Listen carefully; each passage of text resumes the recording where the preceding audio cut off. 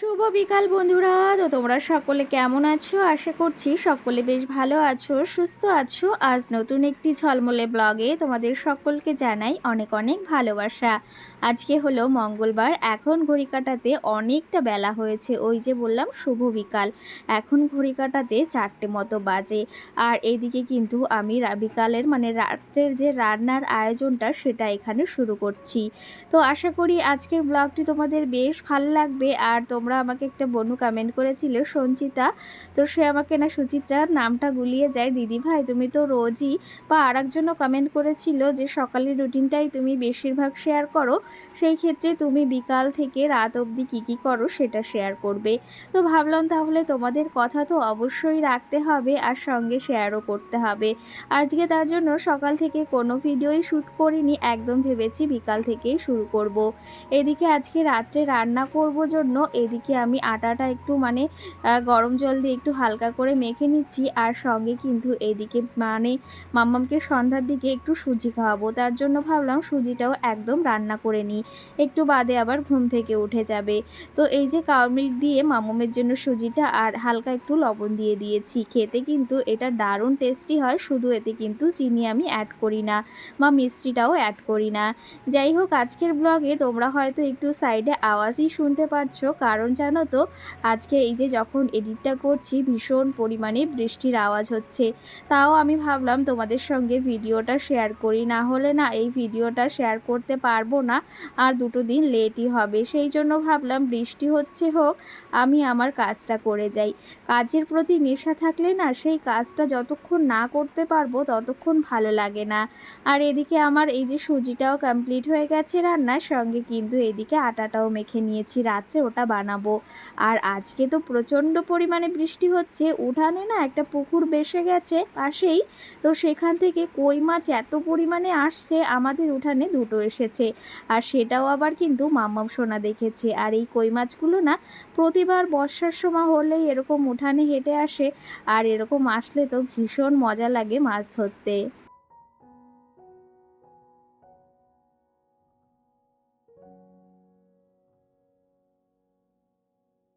আর এই জিনিসের মজাটাই কিন্তু একদম আলাদা। 2টো কই মাছ এখানে পেয়েছি, দুটোই কিন্তু আমি এদিকে এখন একটু জল দিয়ে রেখে দেব, তাহলে বেশ কটা দিন বেঁচে থাকবে। আর মাম্মাম সোনা যেহেতু দেখেছে ওকে তো রোজই মাছ খাওয়ানো হয়, সেই ক্ষেত্রে ভাবলাম কালকে ওকে একটু রান্না করে দেব।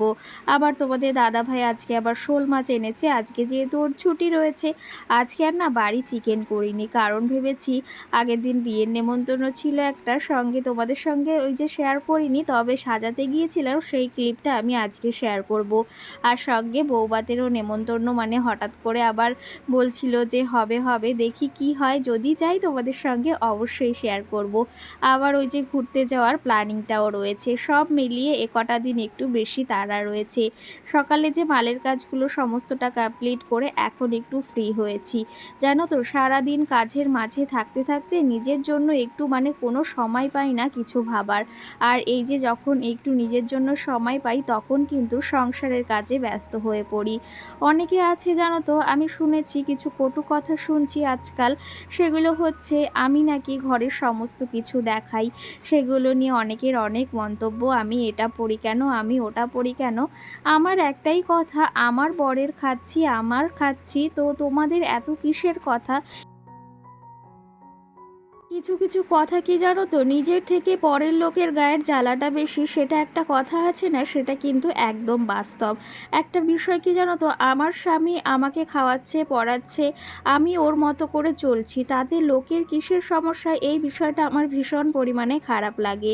আর আরেকটা কথা, এই যে যে আমি এত সুন্দর পরিপাটি করে যতটুকু পারি আমি করে রাখার চেষ্টা করি আমার সংসারের পেছনে, সেটা দেখেও কিন্তু অনেকের অনেক মন্তব্য রয়েছে। আমি কিন্তু লোক দেখানো কাজ করি না, আমি যতটুকু করি আমার সংসারের জন্য করি, আমাদের নিজেদের জন্য করি। সেই ক্ষেত্রে কে কি বলল কি না বলল সেটাতে কোনো কান দিলেই আমারই বরঞ্চ ক্ষতি হবে। তার থেকে নিজের মতো নিজে কাজ চালিয়ে যাও, এতে কিন্তু তোমারই ওই যে উন্নতি হবে। আর ওই লোকের তো কথাই, এটা কি জানো তো, নিজে তো পারে না, অন্যেরটা দেখে জেলাস ফিল করে। এটা কিন্তু প্রতিটা পাড়ায় পাড়ায় এক একজন থেকে থাকে বা কয়েকজন থেকে থাকে। সেই উদ্দেশ্যেই বলছি, তো আমার এই মন্তব্যগুলো একদম ভালো লাগে না, কিছু কিছু লোকের ব্যবহারও একদম ভালো লাগে না। তার জন্য না কারো কাছে যাইও না, কারোর সঙ্গে অতটা কথা বলার প্রয়োজনও মনে করি না। নিজে ঘরের ভেতর থাকি, নিজে মানে ভিডিও এডিটিংয়ের কাজ করি, ভিডিও করি, আর সঙ্গে তো এক্সট্রা মালের কাজ করছি, মাম্মামকেও দেখাশোনা করছি, সব মিলিয়ে আরও সময় পাই না কোথাও যাওয়ার। তো তার জন্য সংসারের পেছনেই আমার সারাটা দিন, আর এই ভিডিওর পেছনে মাম্মামের পেছনেই চলে যায়। যাই হোক, অনেক কথা তোমাদের বলে ফেললাম। এই সমস্ত কথা শুনলে ভীষণ খারাপ লাগে, কি জানো তো, আগে আরও বেশি খারাপ লাগতো যখন নতুন নতুন বিয়ে হয়েছিল, তবে এখন অনেকটা মানিয়ে নিতে শিখেছি। আর এইদিকে দেখো কত কাজকর্ম সন্ধ্যাবেলা আমার থাকে, প্রতিদিন তো শেয়ার করি না তোমাদের সঙ্গে, তবে ভাবলাম আজকে টুকটুক করে একটু শেয়ার করি।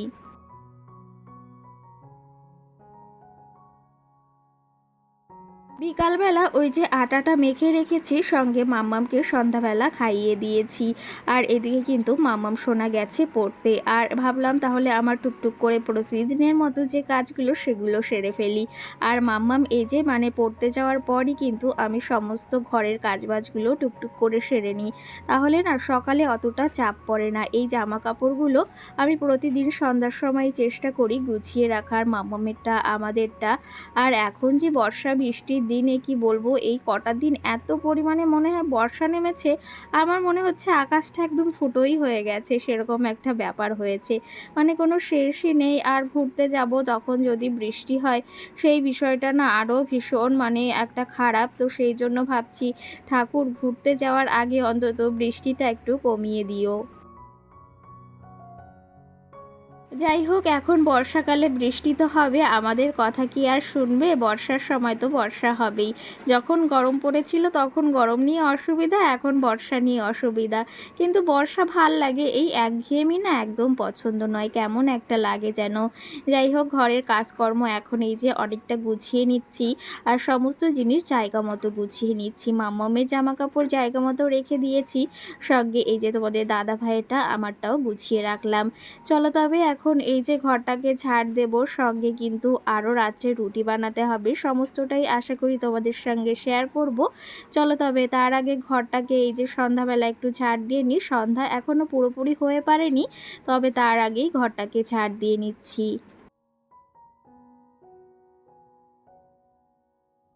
একদিনের ভিডিওতে নিশিতা আমাকে কমেন্ট করেছে, বা নীতিশা যেই হোক, সেই বনু আমাকে কমেন্ট করেছে, দিদি ভাই তোমার ভিডিওটি খুব ভালো লাগলো। অসংখ্য ধন্যবাদ বনু, কোথা থেকে আমার ভিডিওটি দেখছো সেটাও জানিও, আর তুমি কেমন আছো সেটাও অবশ্যই একটা কমেন্টের মাধ্যমে জানিও। সঙ্গে পিয়ালি আমাকে কমেন্ট করেছে, ভিডিওটি খুব ভালো লাগলো, যেদিন আমি রান্নাঘরের ওই মুদিখানা বাজারগুলো গুছিয়ে রাখছিলাম সেদিনের ভিডিওটা কমেন্ট করেছে, ভিডিওটি খুব ভালো লাগলো, তবে ওই যে রান্নাঘরে মুখে ব্রাশ নিয়ে কাজ করতে নেই, এই বিষয়টা আমি আগের দিনও বলেছি, আমার ভুল হয়ে গেছে।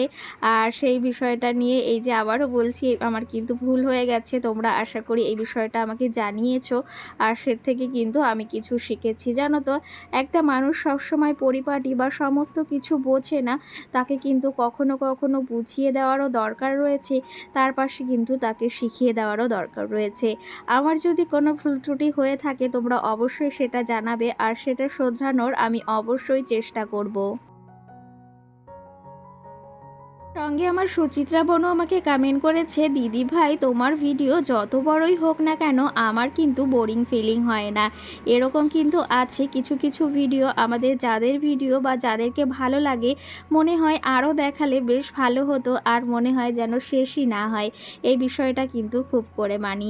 প্রতিদিনের মতো সন্ধ্যাবেলা ঘরটাকে পরিপাটি করে গুছিয়ে নিয়েছি, আর কেমন লাগছে সেটা অবশ্যই তোমরা একটা কমেন্ট করে জানিও। আজকে যেহেতু তোমাদের দাদা ভাইয়ের ছুটি রয়েছে, ও একটু দিদি বাড়িতেও গিয়েছিল সকালের দিকে, মানে দুপুরের দিকে, আর বাড়িতে এসে তারপরে সন্ধ্যাবেলা একটু এখানে খাবার নিয়ে এসেছে। তোমাদের দাদা ভাই আর খাবে না, আমার জন্য আর মাম্মামের জন্য। আমার জন্য একটা ডিমের চপ, সঙ্গে একটা আলুর চপ পাঠিয়েছে, আর তার সঙ্গে মাম্মামের জন্য এদিকে চিপস, আর সঙ্গে এদিকে ফ্রুটি আর একটা জেমস পাঠিয়েছে, যেটা খেতে মাম্মাম বেশ ভালোবাসে, কিন্তু সচরাচর ওকে অতটা দেওয়া হয় না, মাঝে মধ্যে দেওয়া হয়।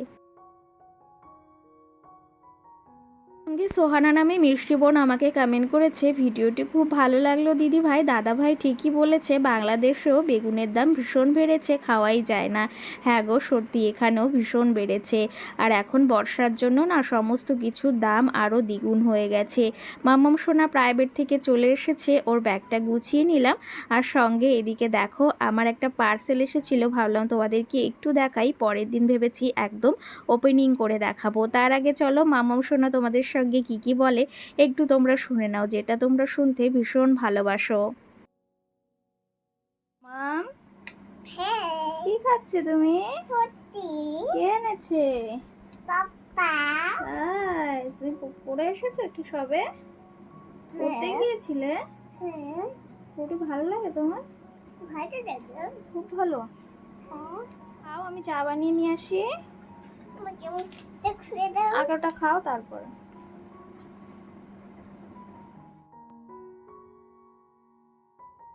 মাম্মাম সোনা চলে এসেছে বই পড়ে, আর আমি ভাবলাম তাহলে চাটা বসিয়ে দিই, মাম্মাম সোনা এদিকে ওর খাবার খাবে আর আমি চাটা খেয়ে নেব।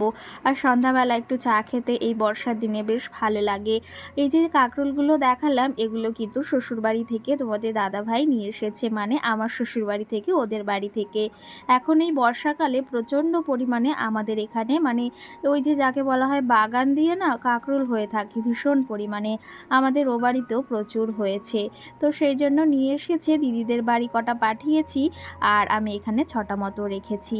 আর রাত্রে এদিকে রান্না বাড়াটাও করতে হবে, আজকে রুটি করছি। রুটিটা ওই যে মেখে রেখেছিলাম, একটু মেখে রাখলে বেশ ভালো হয়।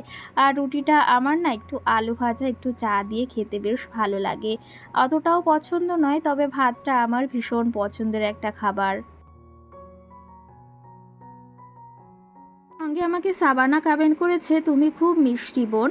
তো অসংখ্য ধন্যবাদ দিদি ভাই, কেমন আছো জানিও। আর এই যে তোমাদের কথাগুলো শুনতে যে এতটা ভালো লাগে, আর কোথা থেকে আমার ভিডিওটি দেখছো সেটা কিন্তু অবশ্যই দিদি ভাই একটা কমেন্ট করে তুমি জানাবে। সঙ্গে আমার একটা বোন আমাকে কমেন্ট করেছে, তার প্রশ্ন হচ্ছে, দিদি ভাই তুমি যে বাড়িতে বসে মালের কাজগুলো করো সেগুলোতে কত টাকা দেয়? সেগুলোতে কিন্তু পার পিস হিসাবে একটা মানে টাকা হিসাব করা হয়, সেখানে কিন্তু সুতো কাটায় একটা মানে অ্যামাউন্ট দেয়, আর বোতাম লাগানোতে একটা টাকা দেয়। তো সেই ক্ষেত্রে সব মিলিয়ে হিসাব করে বলতে, যেরকম মাল করব সেরকম অনুযায়ী টাকা পাই, আর তাছাড়া এক্সট্রা কিছু না। আর এই করে বেশ নিজের খরচাটা নিজে চালাতে পারছি, এর থেকে বেশি আর কি। এর মাঝে কিন্তু তোমাদের সঙ্গে আমি আগের দিনের ভিডিও শেয়ার করছি, বললাম না একটা বাড়িতে সাজাতে গিয়েছিলাম, তো সেখানেই এসে দেখি সমস্ত কিছু রেডি, আর আমি যতটুকু একটু জানি পার্লারের কাজ, তো সেই জন্য বলল আমাকে সাজিয়ে দিতে। আমি এর আগেও অনেকগুলো বিয়ে বাড়িতে সাজিয়েছি নর্মাল, ওই অতটা হাইফাই পারি না, যতটুকু নিজে পারি। তো এখানে চুলটা আমি আগের থেকেই বেঁধে নিয়েছি, তারপরে খোপাটা সুন্দর করে করে দিচ্ছি, জুঁই ফুল দিয়েছি, কতটা সুন্দর লাগছে দেখো, তোমরা কিন্তু অবশ্যই জানিও যে কেমন লাগছে।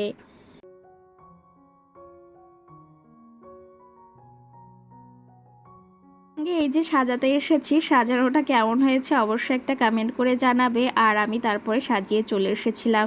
সঙ্গে সোনালি আমাকে কমেন্ট করেছে, দিদি ভাই খিচুড়ির কালারটা সুন্দর হয়েছে। আর সঙ্গে আমিও যখন বাড়িতে খিচুড়ি রান্না করি সবাই খুব প্রশংসা করে।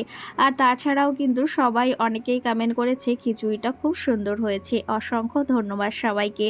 আর সাজানোটা কেমন হয়েছে অবশ্যই জানিও, যতটুকু পেরেছি চেষ্টা করেছি।